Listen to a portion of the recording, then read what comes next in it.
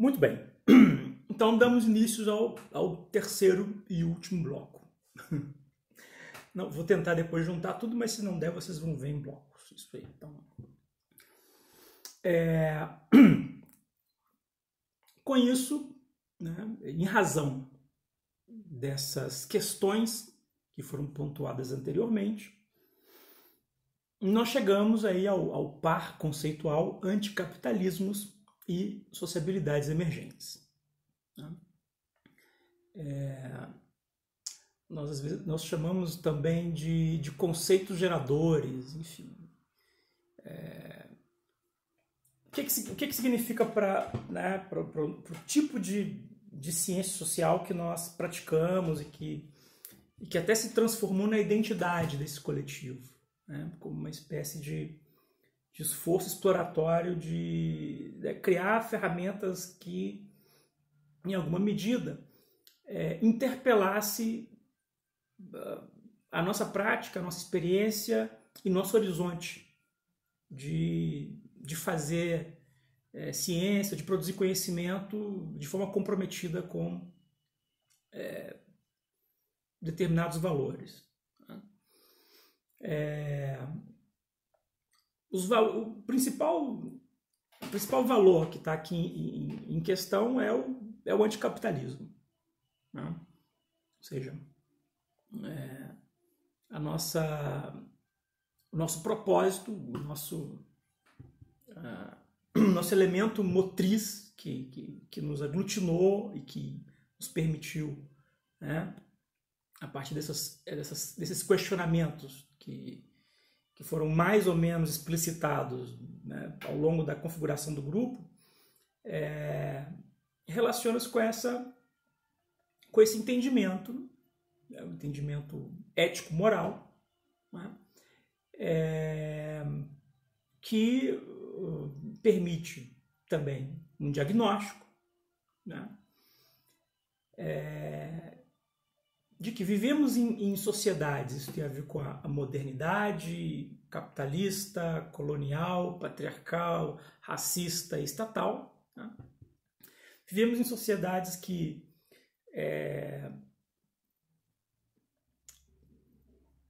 se autorrepresentam, né, como fundamentadas em valores da dignificação da vida humana e da autonomia dos indivíduos, como parte do corpo coletivo, social, etc., mas cujas instituições e estruturas socioculturais, políticos, econômicos, etc., né, inviabiliza que esses indivíduos que fazem parte do corpo social possam ser indivíduos, no sentido de dotados de autonomia, razão, enfim,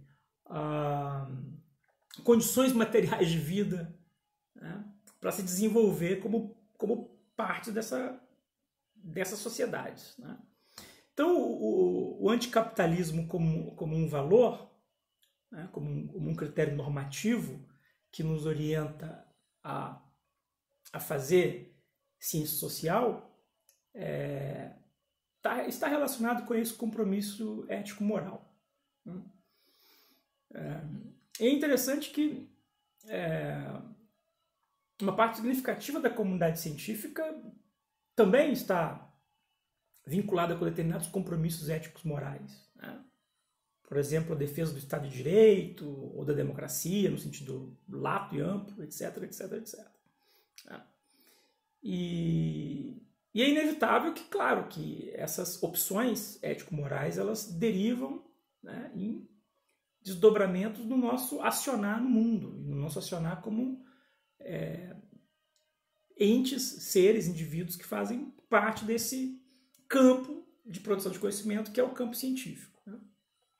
Bom, então essa peculiaridade que nos marca, nos caracteriza como intencionalidade ou como compromisso ético-moral, ela é altamente declarada e, na nossa leitura, ela não contamina o tipo de conhecimento que a gente produz.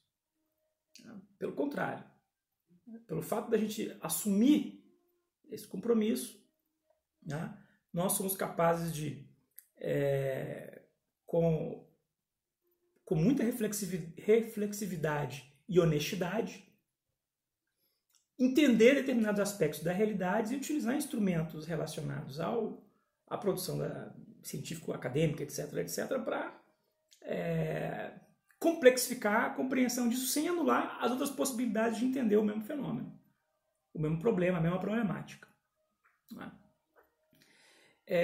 O que é interessante é que isso é muito sensível o nosso modo de interpelar o anticapitalismo, até gosto de insistir nisso também, radicaliza pressupostos morais e normativos que são constitutivos do mundo moderno. Constitutivos do mundo moderno. Mas, enfim, o anticapitalismo, então, como valor, ele é algo que nos orienta como pesquisadores, mas do ponto de vista aqui da nossa gramática conceitual, ele tem também dois significados muito, muito importantes, muito peculiares.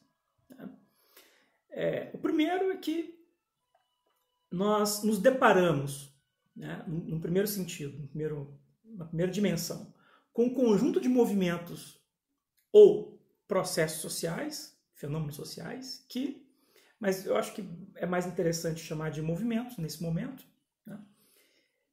que intencionalmente evocam como parte do seu acionar sociopolítico um desejo, uma vontade de superação desse modo de vida baseado no capitalismo, na forma capital. E a ciência social, e aí voltando, olha como as imbricações entre política e epistemologia são para quem quer ver, são notáveis. A ciência social, ela surge mais ou menos como instituição em meados do século XIX, como campos disciplinares, e nesse contexto, obviamente, que muitos dos sujeitos que praticam a ciência social, uma leitura sociológica no sentido amplo da vida social, não necessariamente estavam fazendo isso desde os espaços institucionalizados. Isso é irrelevante. Mas o ponto é que ela evoca uma condição ambivalente. A ciência social moderna, ela nasce simultaneamente como autoconsciência do mundo moderno. Então, as categorias que ela vai mobilizar para explicar a política, Estado, a economia, mercado, a subjetividade, indivíduo, e por aí vai, tem uma relação visceral com o modo como esse mundo vai se manifestando e se constituindo. Então, ela é uma espécie de inteligência coletiva, que anuncia aspectos de representação desse mundo que está se consolidando, que está nascendo e se consolidando. E, do outro lado, ela é também a crítica desse mesmo mundo, que, ao ser parido, embora o capitalismo não tenha nascido no século XVIII, XIX, bom, segundo a perspectiva que nós adotamos, ele nasce no século XV, com a colonização, com as grandes navegações ultramarítimas, com a expansão ultramarítima. Então o capitalismo tem 5 séculos, pelo menos, mas enfim. O ponto é que a formalização desse campo de saber, chamado ciência social, ao mesmo tempo que autorrepresenta esse mundo como ele se autoconstitui, ela também faz a crítica desse mesmo mundo como a transformação de um mundo anterior, pretérito, no caso da Europa, o antigo regime, no caso das colônias, as vidas e sociedades nativas que foram dizimadas, que possui um verve extremamente revolucionário. Né? Revolucionário. Então, mesmo que ela quer estabelecer o que é o mundo, ela quer superar e criticar o que o mundo está se tornando. Né? Então, as duas cabeças de Janus ali da ciência social. Né?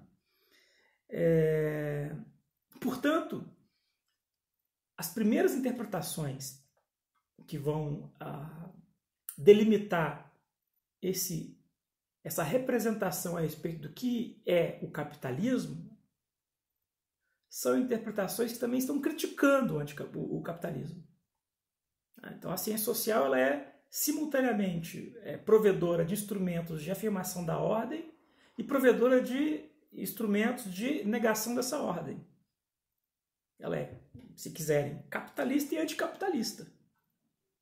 As duas dimensões estão ali, né, em germe e se desenvolvem, né, dando origem ao que nós entendemos e como nós concebemos a ciência social nas suas mais diversas correntes, variedades, etc, etc, etc. Bom, então nós tentamos mobilizar essa noção de anticapitalismo conceitualmente, né, de um lado como parte do repertório, uma parte da visão de mundo, da visão de mundo crítica de determinados movimentos que vão negar, né, estruturas e dinâmicas dessa sociedade que implica na negação da dignidade daqueles elementos, fundamentalmente os trabalhadores. A questão social é a questão do trabalho, né, na modernidade, prioritariamente. Depois se diversifica, né, se complexifica. Então nos interessa, né, numa perspectiva anticapitalista, nos aproximar e entender as motivações e as diversas manifestações das lutas que se reivindicam e dos movimentos que se reivindicam anticapitalistas, de um lado.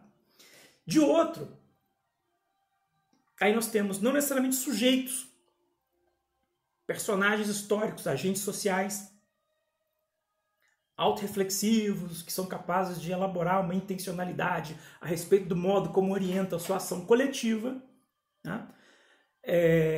Mas fenômenos, processos e dinâmicas que transcendem, né, ou de alguma forma superam, digamos, a capacidade dos atores que estão ali operando, né, de atribuir um caráter de mediação ou de totalidade para aquilo que está ocorrendo, mas cujos desdobramentos, cujos resultados daqueles fenômenos implica na criação de lógicas dinâmicas e processos que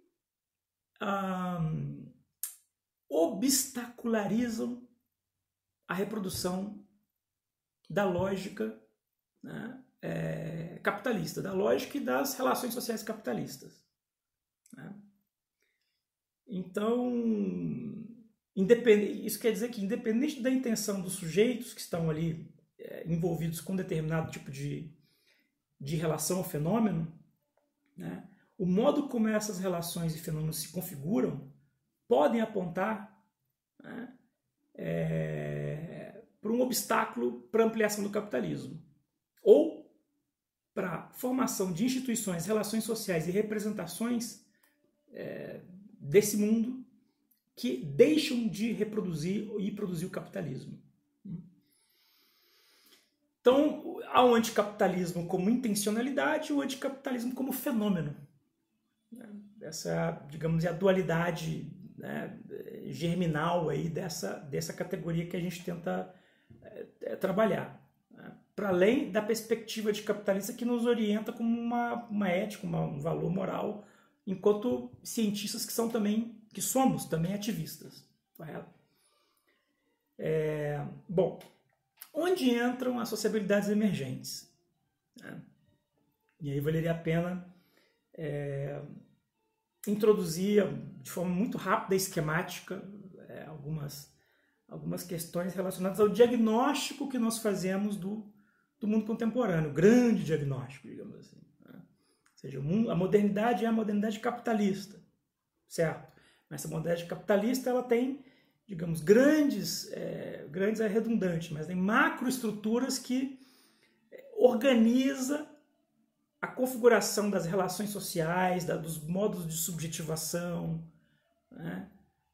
Da cultura, da economia, da política, né?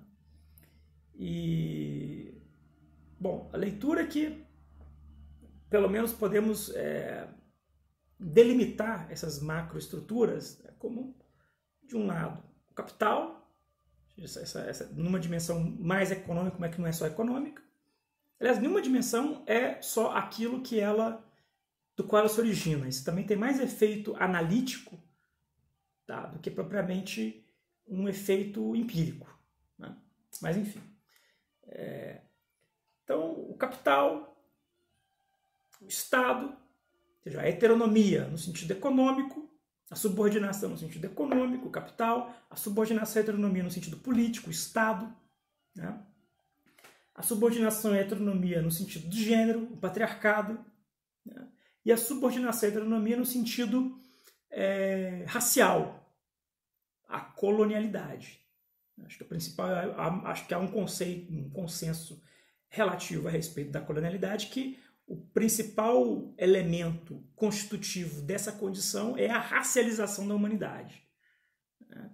E aí a criação de um sistema estratificado de pertencimento dos indivíduos a partir dos códigos raciais que lhes são atribuídos, correto? Então, essa configuração da moderno ou da modernidade e colonialidade é um modo que nos permite, pelo menos como grupo, entender o mundo contemporâneo. Claro que, bom, isso aí são pressupostos que estão amparados numa longa tradição de estudos históricos, sociológicos, políticos, antropológicos, blá, blá, blá, filosóficos, correto? E que ela, obviamente, é refinada por abordagens mais sofisticadas que vão sendo incrementadas em cada campo do conhecimento. O capitalismo de hoje não é o capitalismo industrial do século XIX. Né? O Estado de hoje não é o Estado policial do século XIX. O patriarcado, como conhecemos hoje, não é o mesmo patriarcado do puritanismo religioso do século XIX. E a própria colonialidade passa por transformações que permitem, por exemplo, que determinados elementos oriundos desse código de subalternidade racial possam ascender e se tornar elementos relacionados com as elites econômicas ou com as elites políticas. Então, esse imbricamento desses quatro fatores macroestruturantes do mundo moderno, eles são complexos, tá? e derivam realidades que são complexas, tá? Bom, no caso particular do Estado e do capital, nós temos lógicas representacionais e valorativas e práticas sociais que permitem a edificação de instituições no sentido, inclusive, mais rigoroso é horrível esse termo, mais material do termo, né? Como instituições da entidade, o Estado como uma entidade, uma instituição que detém o monopólio da violência e lá, lá, lá. O capital como, né, uma instituição que está relacionada com a existência de um mercado, né, de oferta e procura relativamente livre, mas regulado por esse Estado, porque sem Estado não tem mercado, e que é operacionalizado através da existência de fatores jurídicos que permitem que atores econômicos possam se conformar como empresas privadas, etc, etc, etc. No entanto, designar o capital e o Estado como forma, forma barra Estado, forma barra capital, diferentemente de fazer isso com o patriarcado e a colonialidade, significa reconhecer a necessidade de desfetichizar o capital e o Estado como entidades que estão, né, planando aí, abstratas, e dizer que, no fundo, assim como o patriarcado e a colonialidade, eles só existem como instituições que têm nome e sobrenome, o capitalista, o investidor privado e o governante, Porque as relações sociais que são reproduzidas e produzidas no âmbito da nossa cotidianidade, né, validam a existência desses fenômenos. Aí entra a questão da importância do conceito de sociabilidades emergentes. Né? Ou seja, o que são as sociabilidades? São interações sociais. Né? Ou seja, uma forma... Esse é um conceito que eu gosto do Gurvitch, George Gurvitch, né? Um sociólogo francês, proudhoniano.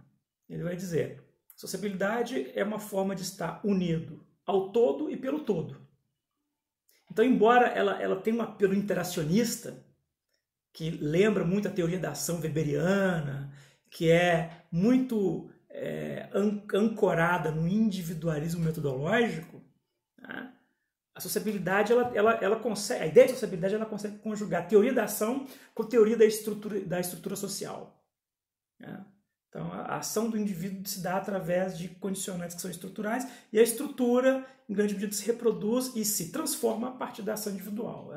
É um estruturacionismo, para falar no termo de um sociólogo que agora não me escapa o nome. Né? Enfim, um geógrafo, talvez. Enfim. Então, as sociabilidades emergentes, ela significa uma forma de olhar para essas interações que são as sociabilidades, que são as práticas sociais, né? A partir também de duas dimensões. Uma dimensão que diz respeito às representações sociais dos sujeitos, dos atores sociais, né? Como eles representam o mundo, a ordem, a própria condição de pessoa, indivíduo, etc, etc, etc. Né? E as práticas que são colocadas em movimento e em determinadas circunstâncias. Né? Por que sociabilidade emergente? Então, essa é uma pergunta importante. Por que adjetivamos de emergente? Porque, né, um documento fundacional do grupo, que está na bibliografia obrigatória, nós qualificamos essas sociabilidades emergentes como, né, formas de representação e ação e interação que estão fundamentadas na horizontalidade, no apoio mútuo, na diversidade, na apropriação social do valor de uso, enfim, na liberdade, etc, etc, etc. Né? Ela é emergente não porque ela é nova, porque, digamos, essas características que estão vinculadas às formas de interação e de representação das próprias interações entre as pessoas, elas podem ser localizadas aí em diversos fenômenos e recortes, né, da experiência social. No entanto, a configuração desses elementos que constituem as sociabilidades emergentes em determinadas circunstâncias sociohistóricas, né, elas apontam para aquilo que nos interessa, como investigadores do anticapitalismo, ou daquilo que a gente chama genericamente de anticapitalismo. Né? Ou melhor, genericamente não, de forma ampla. Né? Ou seja, ela pode apontar que uma configuração particular, um ensemble, né, particular dessas sociabilidades, num dado contexto, permite que determinadas relações e formas de representar as próprias relações dê origem à construção de outras modalidades de ordem social e moral.